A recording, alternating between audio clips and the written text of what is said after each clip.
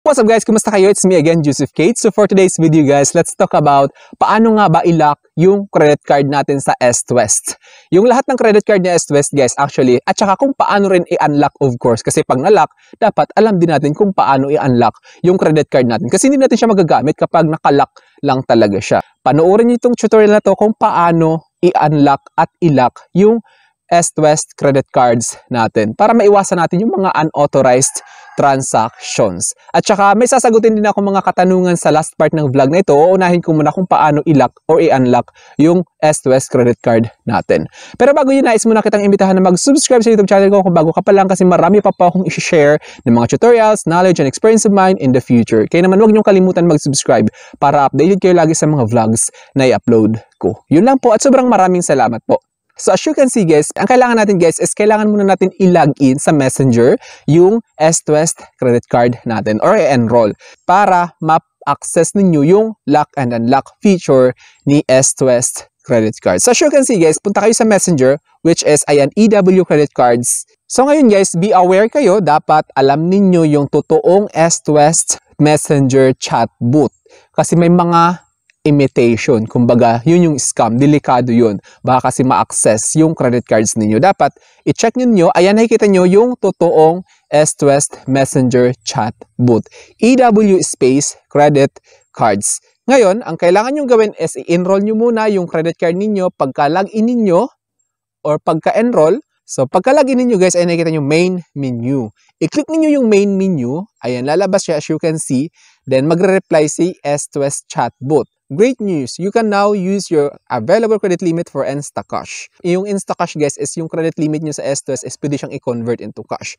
So hindi yung topic natin, may vlog ako dun kung paano nga ba mag-Instacash sa Est-West credit cards. Panoorin nyo na lang guys.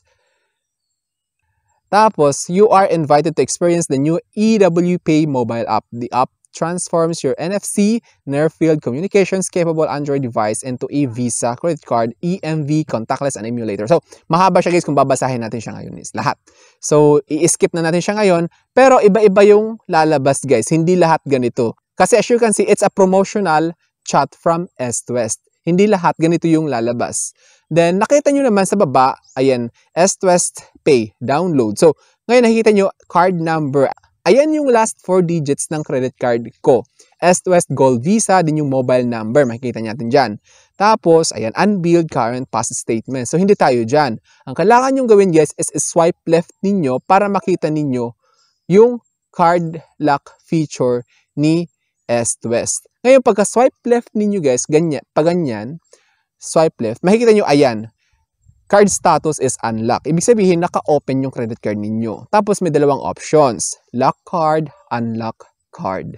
So ito guys, dapat alam nyo talaga kung paano i-lock at i-unlock yung credit card ninyo para maiwasan ninyo yung mga unauthorized transactions sa credit cards natin sa Est-West.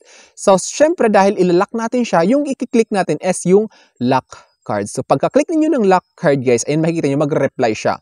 Would you like to lock your principal account or supplementary account? So may option siya guys kung supplementary or principal. Siyempre dahil principal credit card yung i-lock natin, i-click natin yung principal. This facility allows you to temporarily lock and unlock your credit card on demand in real time. To protect against unauthorized use, while your card is locked, any attempt to use it will be declined. So kapag naka-lock, of course, hindi talaga siya magagamit. So safe yung credit card natin. Parang confident kayo. Kasi hindi kayo magkakaroon ng unauthorized transactions kapag naka-lock yung credit card natin. This service is unavailable from 11 PM to 5:30 AM daily. May cut-off siya guys. So kapag nag-11 PM na, up to 5:30 AM, hindi mo siya ma-access yung lock and unlock feature ng Est-West chatbot.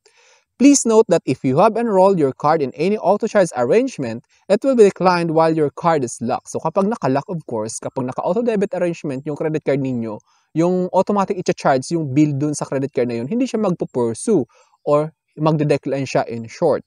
You will need to unlock your card on the date that the merchant will auto-charge your account. So kailangan i-unlock nyo of course. Do you want to lock your card? So parang ito ay reminder kapag gusto nyo i-lock yung credit card ninyo. Then may papilian naman doon, yes at saka no. So kapag click niyo yung yes, lock initiating, card locking is successful. So ibig sabihin na lock na yung credit card natin. So prevented na yung mga unauthorized transactions doon. Nakita nyo, start, click here to start again. Then pag click niyo yung start guys, protect your card against online fraud. Be smart, lock it while not in use. So ganun yung reminder nila. Pagka-click niyo guys, punta kayo ngayon, i-check ninyo, ayan, same kanina, makikita nyo to, yung S-Twest Pay, download and statements, unbilled card, then swipe left ninyo ulit. Pagka swipe left ninyo, ayan, nakikita nyo guys, yung status niya is nakalock na siya. Kanina, unlock. So, sure nang nakalock yung credit card natin. So, ngayon guys, paano nga ba i-unlock yung credit card natin sa S-Twest? Same process siya guys. Since i-unlock na natin, i-click ninyo yung unlock card. Pagka-click ninyo ng unlock card, makikita nyo, papapiliin kayo kung primary or supplementary. Of course, yung i-click ninyo is yung principal kasi yung principal yung nakalock. Tapos, same process, mag-unlock na siya. So ngayon, pwede na ulit magamit yung credit card ninyo. Pwede na ulit siya magkaroon ng unauthorized transactions if ever na-compromise yung card ninyo. Kaya naman, kung feeling ninyo guys na compromise yung card ninyo, nagkaroon na ng attempt ng unauthorized transaction, better to call customer service na S-Twest para magpa-replace ng credit card para hindi kayo masalisihan. Kasi mahirap na guys, kapag nasalisihan kayo, mahirap mag-dispute.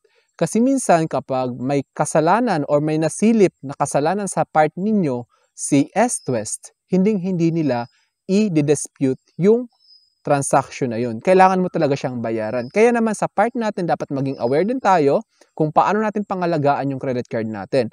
Always lock your credit card kapag hindi ginagamit. Tapos kapag feeling mo compromised, pag sinabing compromised, is parang may nakakaalam ng details ng credit card natin. Minsan nang may nag-attempt ng transaction pero nag-decline, it's because nakalock. So, ibig sabihin, hindi na secured yung credit card ninyo. Kaya dapat aware kayo doon, dapat magpa-replace na kayo ng credit card ninyo as soon as possible. Kasi masakit sa ulo or nakaka-anxiety guys. Halimbawa kasi yung mga credit card ngayon guys is umaabot ng million yung credit limit. May 2 million, may 3 million.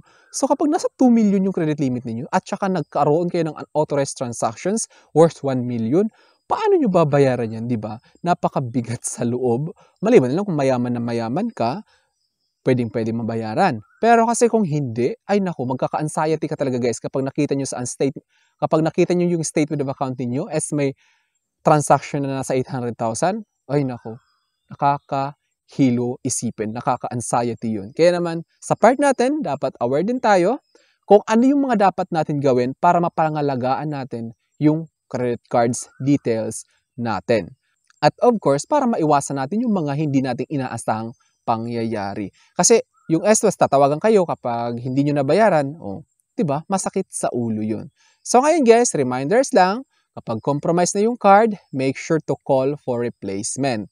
Kapag hindi nyo ginagamit, better to lock your S-Twest credit card to make sure na talagang safe yung account ninyo. So I think that's all for now. It's me again, Joseph Kate. So sana may na-share ko. Don't forget to subscribe for more videos. Bye-bye!